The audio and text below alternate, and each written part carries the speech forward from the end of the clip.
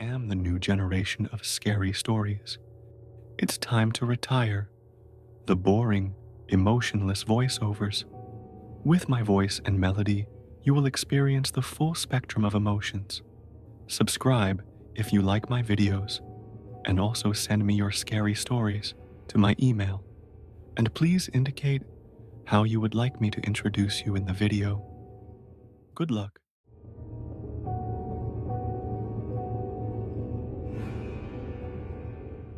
I've never felt so shaken to my core that I've had to emotionally recover from the experience. This happened recently too, about a week ago. Here's my story. Me and my girlfriend had taken a trip to Sandusky's Cedar Point for the Halloween Fright Nights, as we are both a fan of horror and thrill rides. Of course, we picked probably the worst weekend to go, as it literally broke the record for the park's busiest weekend. Most of the rides were over 2-hour waits at times, and we became fed up and decided to leave the park. We were trying to come up with things to do as we looked up the local area when we stumbled upon some local haunting legends, one of which stood out to us. About 30 minutes from Sandusky is a place called Gore Orphanage Road in Vermilion, Ohio. You can look it up on your own, but to keep the story short, I'll briefly explain. Gore Orphanage Road had an actual orphanage, or so the story goes, that burned down with a ton of kids and caretakers inside. Many people have experienced hauntings there and ghost activity in the ruins. We, of course, thought nothing of it. Just scary stories, meant to scare people, right? Our original plan was to go there at night, but because we were so bored, and we had read that people were getting in trouble from the police going at night, we decided to just go at dusk, just before it got dark. Our plan was to park at the bridge and make the half-mile hike to the park where the orphanage ruins are, and see if we experience anything, and then go back to our hotel with some spooky stories to tell our friends. So right before the bridge is a little side dirt spot to park. So we park and get out of the car and lock it. We walk over the bridge and don't experience anything on the bridge. So we kept going to the park. On the left side of the road is an embankment covered in trees, and on the right is a cornfield, typical country road. However, the closer we got to the park, the more we started to smell fire. At one point, as we got a few hundred feet from the park, the temperature changed from brisk 50s to very warm, despite there being more shade. We both looked at each other and commented at how warm it got all of a sudden, and kept moving. We enter the park and immediately see some markers from where the old orphanage used to be. So we stop and take some pictures. We were both extremely quiet to see if we could hear or see anything out of the ordinary. The first thing we noticed is there is a constant, regular knocking on the trees. We began to feel a bit uneasy at this point as we started to venture the park. We didn't want to get lost, so we stuck to the preordained path and would point out the building rubble as we went. At one point, both me and my partner heard a child screaming, which stopped both of us in our tracks. As we kept walking in, I smelled perfume, like somebody had sprayed it right in front of me, but not my girlfriend's perfume. And at one point, I heard something crunching leaves right behind my girlfriend, so we both stopped, and I took a photo. Caught nothing in the photo, but it was enough for us to decide to leave. We both felt queasy being there, and it was starting to get dark, so we decided to head back. You'd think that that's the scariest part of the story, but it's not. As we were leaving, 2 cars pulled up to the entrance of the park, which freaked us out a little bit. So we started to walk back to the car partially because we were on edge, and partially because we are socially awkward and didn't want a stranger encounter in a park. As we were walking back to the car, an older blue and white pickup truck comes careening around the corner, burning rubber, probably going around 55 in a 30-mile-per-hour little small road. The guy pulls up to me, rolls his window down, and says something along the lines of, "I almost just made a mistake," and laughed, and then peeled off, tires spinning as he took off. I had assumed he was just a redneck who wanted approval for the cool drift he just did, or he was drunk, so I thought nothing of it. My girlfriend, however, who is great at reading character, starts power walking back to the car. About 2 minutes later, the truck pulls back up to us, coming from the other way, slamming on his brakes next to us, just staring. As we kept walking, he kept inching his truck closer to us. We both look over, and he, with one little creepy finger, motions for my girlfriend to come here. I managed to get a better look at him, and his face could only be described as unsettling. He had very greasy, receding thin hair that was caked on his forehead, and a creepy grin on that I still can mentally picture. This, of course, sets me off, as now I too am bothered by this guy, so I sort of get in between the truck and her and wave him off. He gets mad, does a burnout with his tires, and takes off over the bridge. After that, we cooked it back to the car and immediately locked the doors after we got in. I pulled the car around, and we left. We didn't speak for something like 10 minutes, just in shock. You know that I'm scared of something when, as I'm driving, I keep checking the rear view mirrors. I was terrified that Guy was going to follow us back to our hotel room. So, the entire 45-minute drive, I spent checking the rear view every chance I got. Now, I don't know what that guy's intentions were, whether he just wanted to talk to us, or whether he had planned on kidnapping us. I'm not sure, but we are very lucky that he didn't have a gun. We are also lucky there were other people nearby, and it was still daylight. If we had gone at night and were the only ones there, we may not have been so lucky. I may not have been here to tell this tale. I fully now believe the stories of Gore Orphanage. If you are ever in the Vermilion, Ohio area, do not go to Gore Orphanage alone, or even go period. If you do decide to go, do not go at night, and if you see a blue and white old pickup truck, run. You may not get lucky like we did.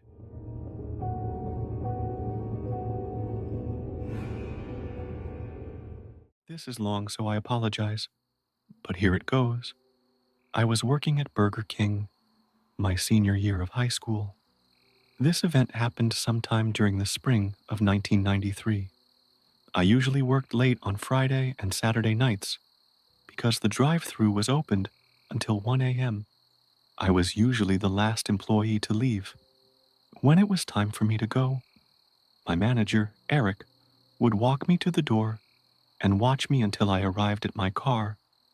Then he would lock the door and go back to his office to finish the paperwork.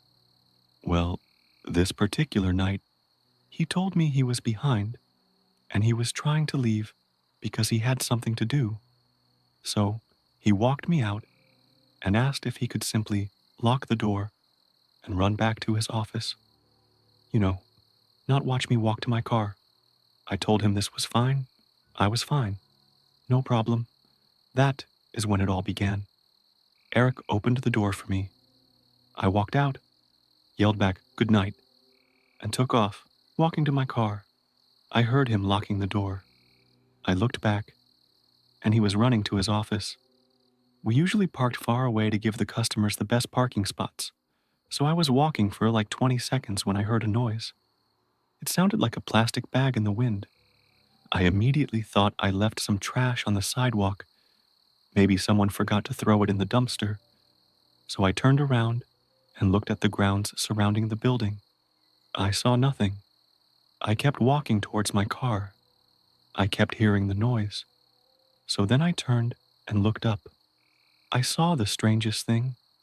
It looked like there was a large black trash bag blowing in the wind on the roof of Burger King.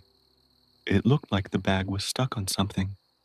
I was racking my brain trying to remember if there is anything protruding from our building. An antenna, some kind of beams, anything? I couldn't think of what could have made that bag get stuck. Then I paid attention to the size. It looked as though someone was standing there with a huge plastic bag caught on the side of their body. I could make out the shape of a person. I looked towards the bottom to see if there were legs or feet. This thing was completely covered by this plastic looking material, blowing in the wind. Now, our parking lot lights were off, so it was dark where I was standing. But there is a car dealership behind Burger King, so this thing looking down at me was backlit with tons of white light from this huge dealership. I looked at the bottom of this thing, and there was nothing for this plastic looking material to get caught on. Like, it seemed to be hovering because I could see light coming through under this thing. No legs, no antenna, no beams, nothing. Our roof is flat, and there was nothing to connect the roof to this thing. I could see light under it with nothing else. I got a very strange feeling, as if I was being watched. I felt as if I shouldn't take my eyes off of this thing, but I needed to make sure I wasn't seeing things. Very quickly, I looked down at the front door I had just left to see if Eric was coming out or visible in any way, but I saw nothing. It was about 1:30 a.m., so there was not a lot of traffic. I walked backward towards my car. This was in 1993, and I had a 1987 Dodge Omni, so I had to put the key into the locked door. Before key fobs or anything fancy like that, I never took my eyes off of this thing. I unlocked my car, got in, and drove away, all while never taking my eyes off of it. I drove home, and I had this ugly feeling that this thing was following me. I kept looking up at the sky. I guess I thought it could fly since it was on the roof. I drove into my driveway, ran inside, and locked the door. My family was asleep, so I stood at my door, looking out, making sure it didn't follow me. It took me years to say anything to my family. When I finally did, my cousin, who said she dabbled in white magic, told me that was very dark black magic. She asked if there had ever been someone who harassed me or wanted to be with me.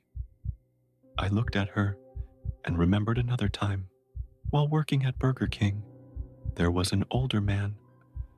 I was only 18 when I worked there, so this guy must have been in his 30s. He would go and buy a medium tea and then sit there for hours and getting free refills. We all knew this guy. Then after a while, he would insist I give him my number. He wanted to date. He would not stop. I had to get my managers to kick him out. Police were called. Anyway, he finally stopped coming. I told my cousin this, and she says that thing I saw was him, that there are some people will go to lengths to get what they want. She said that I must have a very large and protective angel because this was a very bad thing to do. This thing left me alone because I was protected by something it could not win against. I said, "Yes, ma'am, it was my Jesus." I don't know if her explanation of this is true, but it sure freaked me out enough that I don't talk about it much and wonder if anyone else has had this kind of experience. Years later, when I saw the movie Jeepers Creepers, that thing reminded me of the thing I saw, except imagine it covered in a thin plastic black bag.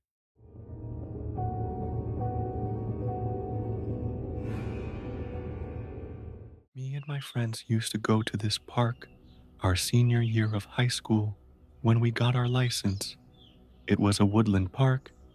It had huge rocks and stones that were stuck in the ground and crevices to walk through.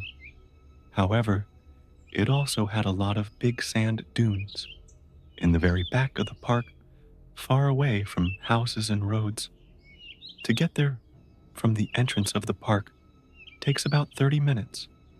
Anyways, me and two other of my friends go there for the second time, and we took our other friend, who has not been there before, but he had stricter parents than us, and he had to be back by 1 a.m. So anyway, we make it to the park, and everything is completely normal. The sand was cool, the night sky was clearer than ever, and the stars were beautiful. However, I remember very vividly going on Snapchat and checking the time and to take photos. It was 11:30. Not too late, right?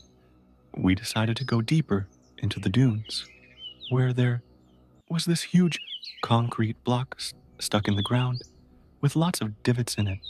So, when it rained, water got stuck in it for a while. There were frogs there, and we were catching frogs from what only felt like 30 minutes. Everything felt fine until I got back on my phone to take a photo of the moon shining against the water. And my phone said 2:51, and I thought it was wrong. So I asked my friend what time it was, and he said, "Bro, my mom called me." He didn't even check the time yet.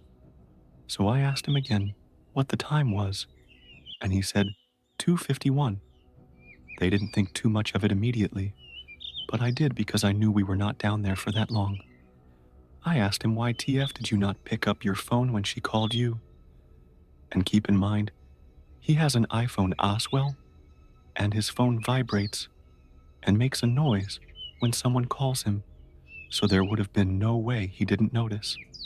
But then, as we were talking about WTF is happening and freaking out on the way back to my car, his mom calls him, and what do you know?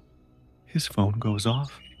I just start laughing because I didn't know what to do or say, but I was paranoid, and I really wanted to get them out of there, and so did they. We ended up running to my car and speeding off to my house, and we decided to all sleep close together in my living room. But we still talk about it to this day, and we came up with a few theories. It's either we were down there for longer than we thought, which was literally impossible, or we were literally abducted by aliens, or there was some glitch in the universe or something that made time go faster.